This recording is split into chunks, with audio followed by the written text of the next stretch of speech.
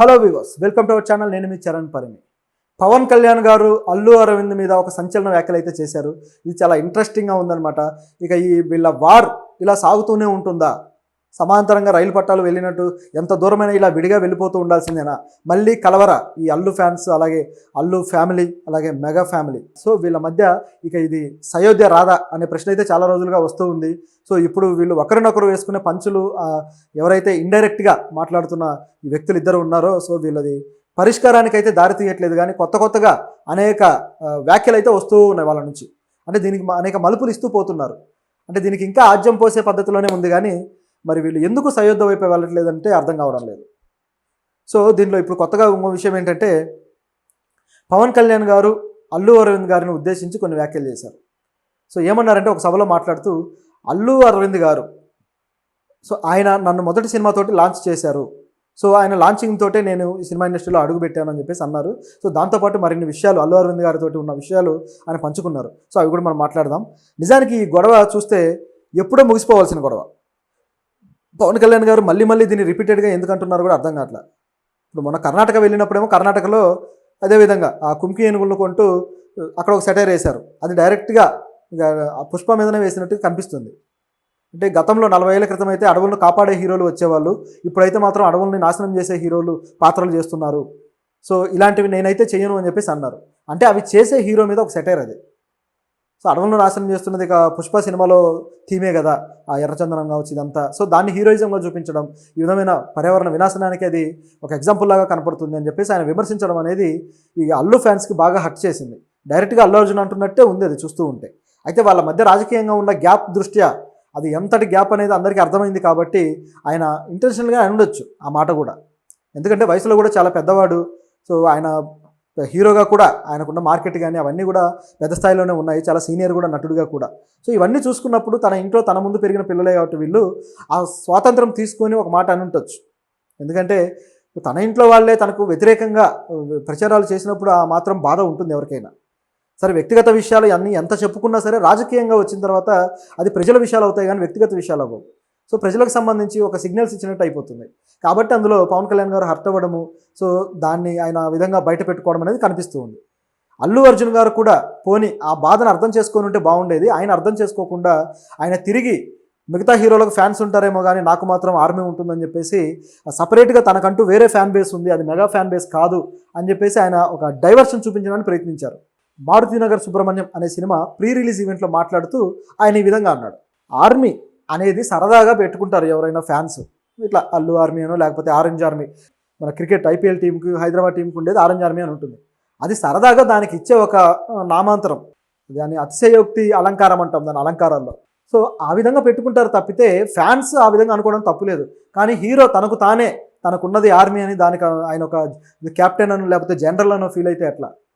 So ఇక్కడ చూస్తూ ఉంటే తన ఫ్యాన్స్ని ఆయనే కావాలని కాస్త రెచ్చగొడుతున్నారేమో అన్నట్టుగా ఉంది వాతావరణం.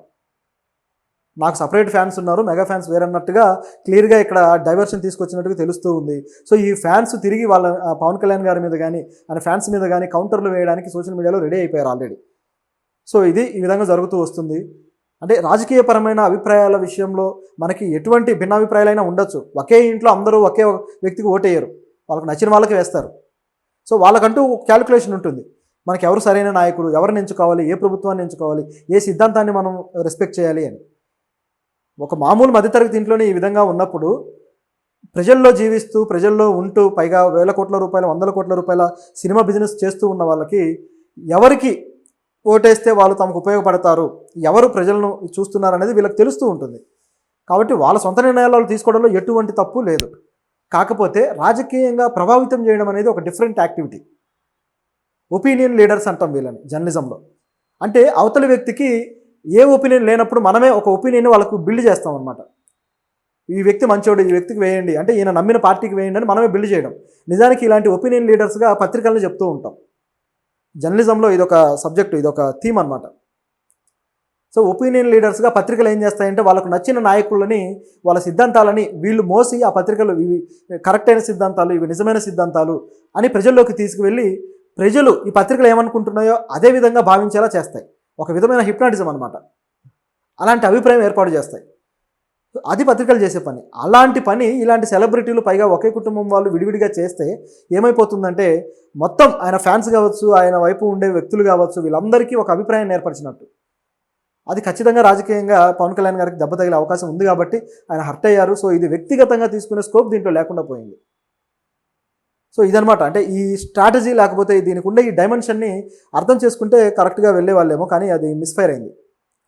సరే, ఈ విధంగా ఉంటే ఇక పవన్ కళ్యాణ్ గారు ఇదంతా జరుగుతూనే ఉంది. మరి దీనికి ఫుల్ స్టాప్ పెట్టాలనుకున్నారో లేకపోతే ఇది ఇంకా ఎక్కువ లాగితే జనాల మధ్యలో చులకన అయిపోతామని భావించారో కానీ మొత్తానికి ఆయన చేసిన వ్యాఖ్య మాత్రం బాగుంది. సో అల్లు అరవింద్ గారి గురించి ఆయన అంటూ, అల్లు అరవింద్ గారు నాకు లైఫ్ ఇచ్చారు అన్నారు. ఎందుకంటే ఆయన బ్యానర్లో 2 సినిమాలు చేశారు. సో ఆ 2 సినిమాల వల్ల ఆయనకు లైఫ్ వచ్చినట్టుగా అయింది. సో అల్లు అరవింద్ గారే నన్ను హీరోగా లాంచ్ చేశారు. అక్కడమ్మ ఇక్కడబ్బాయి సినిమాతోటి ఆయన పవన్ కళ్యాణ్ గారు లాంచ్ అయ్యారు. సో దాని ప్రొడ్యూసర్ అల్లు అరవింద్ గారు. సో ఈ విధంగా చెప్పడంతో ఇక ఈ అల్లు ఫ్యామిలీతోటి మాకు వైరం లేదు, సో ఆ పెద్ద ఆయనతోటి నాకుండే అండర్స్టాండింగ్ బాగానే ఉంది అని చెప్పే ప్రయత్నమా అనేది అనిపిస్తుంది. ఎందుకంటే అక్కడికి వెళ్ళి కలిసింది కూడా పవన్ కళ్యాణ్ గారిని ప్రొడ్యూసర్స్ కౌన్సిల్ నుంచి వెళ్ళి కలిసిన వాళ్ళల్లో అల్లు అరవింద్ గారు కూడా ఒకరు. ఆయన పక్కనే కూర్చొని మిగతా ప్రొడ్యూసర్స్ని పరిచయాలు చేయడాలు కావచ్చు. సో ఆయనకున్న బాండింగ్ అనేది అక్కడ కనపడుతూ ఉంది. సో బయట ఫ్యాన్స్ ఎంతమంది తిట్టుకున్నా సరే లోపల వాళ్ళ అండర్స్టాండింగ్ ఏంటనేది క్లియర్గా ఉంది. సో దీన్ని వ్యక్తిగత స్థాయిలో మరింత పెంచి అది మళ్ళీ ఫ్యాన్స్లో ఆజ్యం పోసేలా చేయకుండా దీనికి ఫుల్ స్టాప్ పెట్టడానికి పవన్ కళ్యాణ్ గారు తీసుకున్న నిర్ణయం అయితే చక్కటి నిర్ణయం.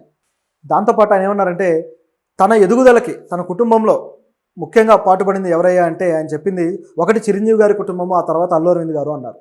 సో ఇంత చక్కటి మాటని వాడారు అంటే ఆయన ఎంత మెచ్యూరిటీతో ఆలోచించారు. ఈ గొడవ ఏం జరుగుతుందో తెలుసు, ఫ్యాన్స్ అందరూ కొట్టుకుంటున్నారని తెలుసు.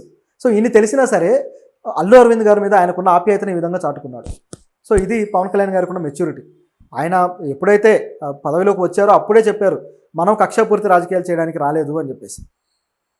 కాకపోతే ఆయనకు దాచుకునే స్వభావం తక్కువ, ఏదైనా ఉంటే టక్కున కక్కేసే మెంటాలిటీ అయింది.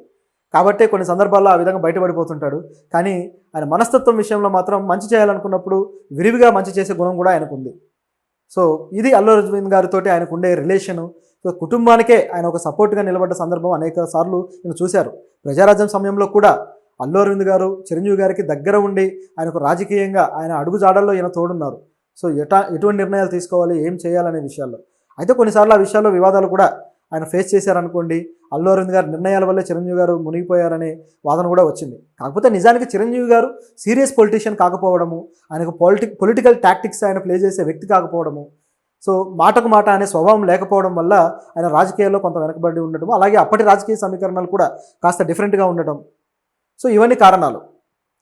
కానీ పవన్ కళ్యాణ్ గారి స్ట్రాటజీస్ అవి కాదు. సో పవన్ కళ్యాణ్ గారు పార్టీ పెట్టిన తర్వాత అల్లు అరవింద్ గారు ఆయనకు దగ్గర కాలు లేకపోయినా సరే ఆయన నిర్ణయాలు ఏంటనేవి వీళ్ళకి తెలుసు. పైగా ఇంటర్నల్గా వాళ్ళ సలహాలు అవన్నీ అందుకుంటూనే ఉన్నారు పవన్ కళ్యాణ్ గారు. సో ఇది జరుగుతూ ఉంది. సో ఇక మీదటైనా దీనికి ఒక ఫుల్ స్టాప్ పడి ఫ్యాన్స్ కూడా కామ్ అయిపోతే బాగుంటుంది. ఎందుకంటే దీన్ని పెంచుతూ పోతే వాళ్ళు ఏ రోజుకైనా కలుస్తారేమో, కానీ ఫ్యాన్స్ మాత్రం వీళ్ళ టైంని, చాలా వాల్యుబుల్ టైంని వేస్ట్ చేసుకున్నట్టు సోషల్ మీడియాలో. దానికంటే వాళ్ళ సినిమాలు చూసి ఇంకా ఎంకరేజ్ చేయొచ్చు, లేదంటే వాళ్ళు చెప్పే ఆ సోషల్ యాక్టివిటీస్ చూసి ఎంకరేజ్ చేయొచ్చు.